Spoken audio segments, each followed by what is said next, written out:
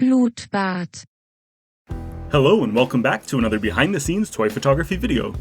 This week I'm going to show you how to take a simple portrait. I call this shot Droids of the Resistance. Action poses are always fun to shoot, but there are some action figures like protocol droids and astromech droids that don't necessarily lend themselves well to action shots. Of course, I still want to take cool shots of my droids, so this week I decided to go for a plain old traditional portrait.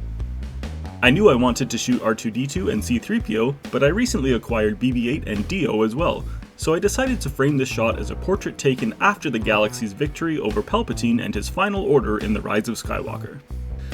After posing my toys, I built out the scene around them. I was picturing them still at the Resistance base on Ajan Kloss, so I decorated the set with stones and greenery to replicate the jungle caves seen in the movie. My background wall was made from a styrofoam cooler that I carved and painted to look like stone, and I used some thick green yarn to replicate some hanging vines, pinning them in place with thumbtacks. With the bones of my set in place, I positioned my lighting. I used two large programmable softboxes on either side of my subjects.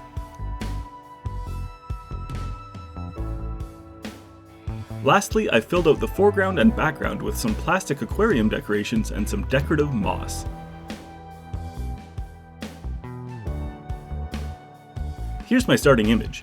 It's probably difficult to see on screen, but I actually took 3 separate exposures with subtly different focus levels and began my edit by focus stacking them with layer masks in Photoshop. Next, I cropped the image and added adjustment layers for levels and color balance. When I was happy with the color grading, I used the dodge tool set to 35% to lighten up the midtones on my subjects. Next, I imported this protocol droid photoreceptor asset that I created in Illustrator and modified it with layer effects and masking to give 3PO's eyes their signature yellow glow. After cropping the image slightly, I used a standard brush tool to draw in the glowing red eyes of R2 and BB-8.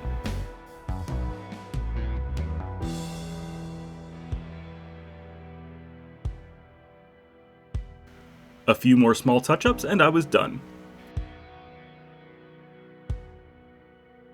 So once again, here's my starting image.